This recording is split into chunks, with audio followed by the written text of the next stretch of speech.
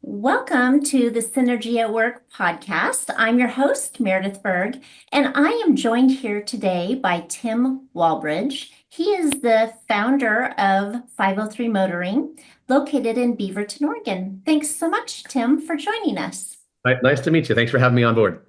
Absolutely. I thought we'd just start off this afternoon by taking a few minutes for you to provide a brief background about yourself, who you are and what you do. Thank you. My name is Tim Walbridge again. I'm a 25-year entrepreneur, veteran, I guess you could put it. I own 503 Motoring Companies. We are now a series of three companies that specialize in automotive aesthetic and tuning, preservation, and sales. Consignment and sourcing as well too. So kind of a almost a full circle of your automotive venture you can have with us within our companies. So I'm a recently turned 50. I'm a father of three children, all out of the home in college and off on their own journeys. And so I'm a recent empty nester. Yeah, learning to live life again, actually. So Tim 2.0. That's fantastic. Well, it sounds like things have been going really well. Well, as any entrepreneur can attest that, that's short-lived as well. So, Oh gosh. yeah. Well, I think we'll just kind of start this afternoon by, there's a few questions I'm going to ask you, and it's really an opportunity for the listeners to learn about a business journey, right? Because business journeys are very unique. There's lots of learnings throughout them, and I feel like when we can share those learnings, we can take those and, hopefully adopt them within our business as appropriate if it's something we're challenged with. So again, I appreciate you joining. So with that being said, why don't we just start with the first, which is what inspired you originally to start your business? Oh, I don't know if I don't think I intended to be here, to be honest with you. When I was a little kid, I definitely spent a lot of time in my parents' back room pretending I was a boss, used the piano stool as a desk and, had my stapler and my fake phone and all this stuff. But I never really had a plan to be an entrepreneur. It just kind of happened. I was in the military briefly out of high school, yeah, in the military briefly out of high school, and then just kind of started odd jobs in the automotive industry, tire manufacturer, tire retailer, wheel manufacturer, wheel retailer, automotive collision, 12 volt audio, kind of all the different facets of automotive from the aftermarket side, and was working for a body shop here in Beaverton. Had been there a number of years, like 4 or 5 years, I think, and it kind of worked myself to the top. I couldn't go any further unless I went into management, which strangely was actually a pay cut from where I had been. Okay. And at the time was not something that interested me. And behind the scenes, I had been working on cars anyway since I was a young kid. I got my first car at 14, a 68 Volkswagen Bug, pushed it home. Always had been around cars. And so something inside of me was like, if you don't do your own thing now, you're probably never going to get to. I was getting ready to have my second kiddo, my daughter, my middle kiddo. And yeah, I don't know. It was weird. All of a sudden, there was just this interesting push to kind of have my independence. I didn't really agree with the corporate structure. I didn't like that they, forced you to be the best you can be, but don't spend any money and don't do this. And, it was kind of, it was kind of a lot of hypocrisy.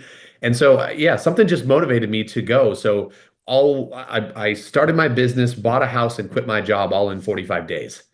Oh, wow. Yeah. Yep. Lots of change. Yeah. That's a huge amount of change. Yeah. And I can't tell you that I had a plan. I did not have a business plan. I can't tell you that I had a guide. I had no mentor at that time at all. It Uh-huh. literally was just it was just a desire for my independence back, I think is what it really was. Yeah. Well, and probably a passion. It sounds like you have a passion for automobiles. I So do. those kind of Yeah. coupled together, I mean, certainly kind of got that spark going, I guess, right? Yeah, it definitely made it easier that I had something that I was good at. And obviously, I'm sure we'll talk about this future in the or in a little bit in a little while. But if you're not passionate about what you're doing, you don't have a business, you've got a job still. So it definitely was something I didn't realize until much later that I was very grateful that that passion is what had led me through the years. And then, of course, that converted into other things through 25 years. Um, but yeah, I can't point to one thing except for I really wanted my independence. So, Yeah, makes sense. yeah. So, kind of transitioning a little bit, I mean, running a business is a lot of work, right? There's always challenges. There's challenges in the beginning of starting a company. And I'm just curious, a little bit about what those challenges look like for you. And then today, right, it's probably much different. There's a lot of different challenges. You have a much larger organization. And, what does that look like on both sides? And just what are those challenges that you felt then and Um, now? yeah, getting going, obviously, this is an entrepreneurial focused podcast, so a lot of people will resonate with this.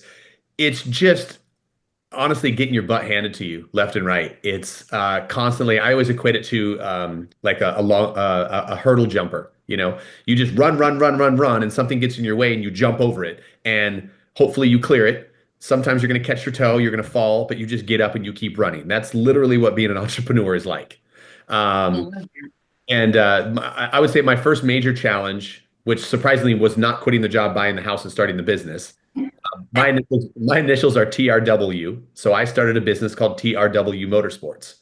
Well, within about 12 months of operation, and I was fully up and operating. I had dealer accounts. I was still working from home. Um, Uh-huh. I got a letter from the TRW Corporation, which is the company that behind the scenes builds your headlights, seatbelts, a lot of the automotive components within under the skin of the car. They're not really a forward-facing company, but they're a massive, massive company. So Oh no. I got this very sweet letter that basically was a cease and desist to stop using TRW Motorsports. And here I am at 20, God, what was I, 25, 26, around there. And I'm like, oh my God, my business is over. What is going to happen here? So I call this lady Oh my goodness. and uh and I'm like, I don't know what to do. I mean, these are my initials. How can you tell me not to use my initials? Yeah. And she was very sweet and she was like, listen, hon, unfortunately, the big dog eats little dog in these scenarios, and we've been around doing this a lot longer than you have. So unfortunately, we do need you to find another name. But if I can make this a little bit softer, what do you think it would cost you to change your name? Because I'm like, I've got business cards and invoices and so I kind of did some rough math and I was like, it's going to be like $1,600 or something like that. I can't remember the exact number, but it was not much at all. And she giggled and she said, I'm going to put a check in the mail for you for the entire amount of money. And we just asked, I'm going to check in with you in about 30 days. And if there's any other help you need to get converted out, then I'd be happy to help you if I could. And I didn't realize it at the time, but that was probably the largest show of compassion in business I probably would ever get again. And so it kind of set the tone for um, kind of showing my own level of compassion in what we do each day. So it was actually a really big hurdle, also a lesson beyond the day, beyond that, beyond the face value of it. But so yeah, that kind of started everything off as far as challenges. And then as you spoke about getting on later on life, now we're 25 years in.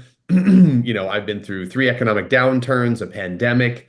Um, we went from probably 5 years in to wondering if the phone was even working, in 2009, 2010, all that kind of stuff. I guess we're about 9 years Wow. in. Uh, to COVID absolutely going through the roof. I mean, we were an essential service because we were a tire store.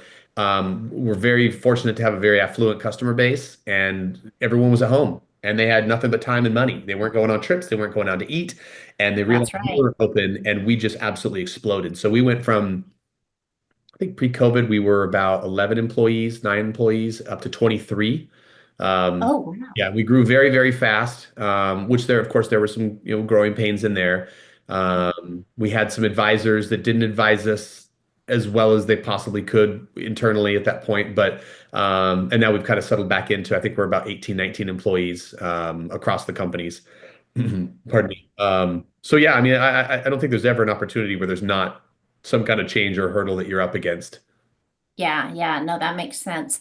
Wow, Hopefully, yeah, that's huge. That's huge growth over a time where, yeah, many are were not in that experiencing that type of growth. And when you're growing quickly, we all know that there can be some growth pains.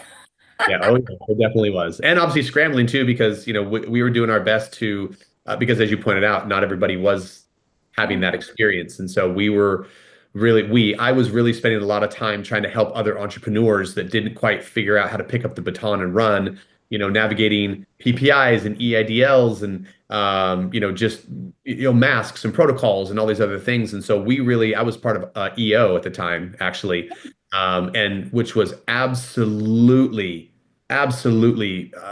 paramount in helping us navigate Ami Kassir, which I'm sure you know that name.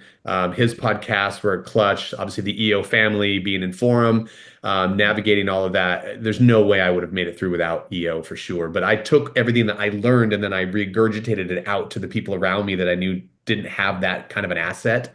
Yeah. So COVID kind of became a togetherness mission. How do we survive, and then how do we bring everybody we can? Everyone. Yeah. Yeah. Yeah. Help first. I love that. I love that. Transitioning just slightly in regards to work, right? And work-life balance. Right now, you're an empty nester, so this might actually you're getting a little bit of life, Yep. maybe. Yeah. But how do you continue that work-life balance? What does that look like for you along the journey? And then what habits, or do you have anything that's really kept you motivated and productive towards building and making a great organization? First and foremost, I did not know what work-life balance was until about a couple years ago. I knew what work was, and I knew that I had a family. Oh, goodness. But I did get to a point where I've always been a good, traveler. I'm good at getting away and having experiences. Always present for the kids, no matter what, school functions, things like this. Always 100% there. But as far as like kind of giving back to myself and having like separation in the two, that just did not exist. It wasn't a thing. And I think for most entrepreneurs, because of the whether it be the personality profile we are, our attachment styles, we're workers. We want to keep our head down. We want to prove somebody wrong, or we want to make somebody proud, or we want to make prove to ourselves that we can do this, and we just continue to go, go, go. So, I went through a pretty big life experience in 2012, and then again in 2017 with divorce. And in those scenarios, I found meditation, I found journaling, and I really learned to go inside myself to start working on the little pieces of me that were broken that told me I couldn't do anything but work. And this was my only function in the world. And so I developed kind of a thing, my own thing that I have called my fives, which is forgive, invest, value, envision, and self. And it was kind of my mantra each day. I've got it in my mirror to this day. I still use it. I'm a pretty early riser, so I wake up between 5 and 6. I don't set an alarm ever. I wake up about 5 or 6, but I'll get up and I'll journal. I do a thing called morning pages. I don't know if you're familiar with that. Uh, Not. it's a brain dump. So obviously, a lot of entrepreneurs, we wake up and our brain is just on. We're going. It's go time, right? And you've just got, the entire world is just spinning, and that doesn't serve anybody. And so what I do is I get up and I write 3 pages front to back of anything, nothing. Like whatever is in the brain, it goes out the pen and onto the paper. And then I kind of started doing a thing where when I got to the end of those 3 pages, I would just put a quip of what was the theme of that? Like what crap did I put down? What did I regurgitate? What insight did I have? What did I pull out of this? And that was really a way for me to get that rat race out of the head onto paper, get myself back to a nice grounded space in the morning, and then I'll mix in some meditation, 10 to 40 minutes of meditation, depending on where I'm at and what I really need.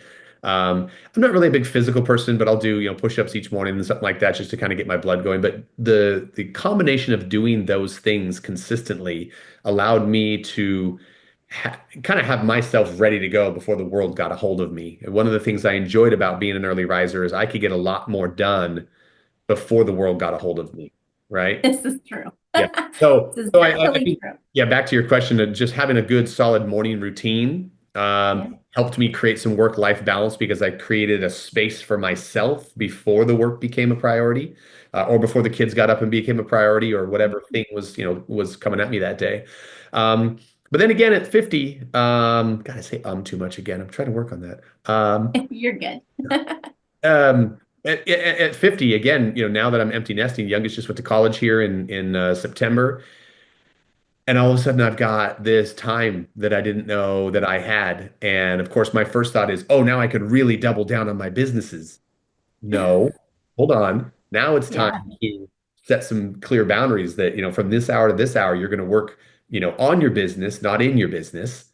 And then from this right. hour to this hour, you're going to pick up a guitar, or you're going to listen to some records, or you're going to go for a walk, or you're going to, you're just not going to be in that space. Um, Yeah.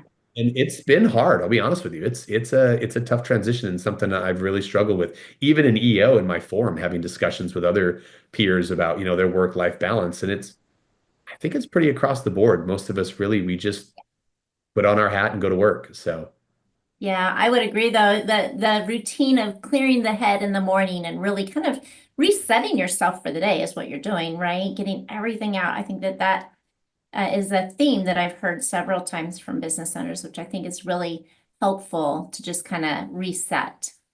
I think you're dispelling some myths too. I don't know if you suffer from this or if you've heard this from other entrepreneurs, but your broken beggar wakes up first before you. And so as soon as you wake up, you start to just get attacked with all the things that aren't true, all the things, your unworthiness, you did this wrong, this business is failing, or this thing, it's all this self-doubt that I think we all have. And it's a way to just take the self-doubt, put it on a piece of paper and be like, I'm done with you. I don't have time for you today. And then you kind of get into your confidence to where you can go and you can lead this team, or you can go and you can be the visionary that you need to be for your business. So. Absolutely. I love it. I love it. Um, well, talking about business, and I know you're, in the automotive, more high scale automotive, I'll call it. Um, in business in general, there's a lot of technology, Mhm. right? And there's AI and there's robotics coming, and there's just all this innovation and discussion. I'm curious of how you embrace the technology movements, whatever that might be at that point in time, right? And how you challenge or maybe encourage those that work for you to be innovative and creative with it. Our businesses are all service based. They're all very hands-on. We don't sell a product. We do sell some products, but we sell more predominantly a service behind it, right? So I always tell people we're not really an automotive business. We're a relationship business. So our number one focus is to create a relationship to satisfy a need. And Yeah. it just so happens that need is fancy schmancy cars, right? Whether, Yeah. whatever facet that could be. But so in relation to the question about technology, I can't bring robots in. We don't even use a calling service because I feel that our greatest strength is our humanity within our business. And if you call, if it goes to voicemail, you're going to get a robot, right? We can't help that. That's been around for decades. But I want you to speak to a human. I want you to feel that you're seen, heard, and valued the minute the phone is picked up within our companies. So technology doesn't really play a role there for us. Within the shop, we do have some technology, on our mechanical side where we do, performance modifications, computer tuning, Yeah.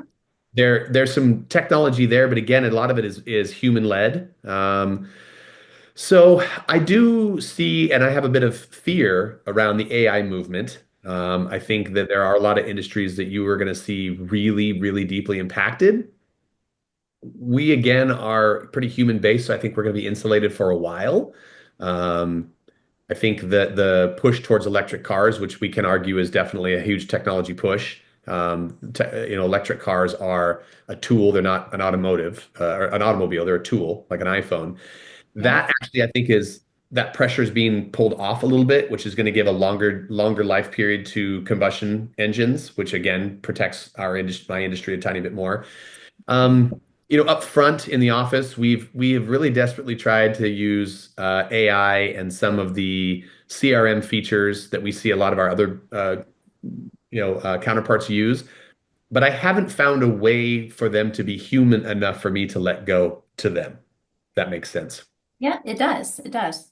I could be holding us back by, I feel like I'm kind of getting that age where I'm like, get off of my lawn. I don't want to do what these kids are doing, but I do feel that removing the human from the formula is going to be detrimental to a lot of industries. And so I think I'm just romantically holding on to that as long as I can.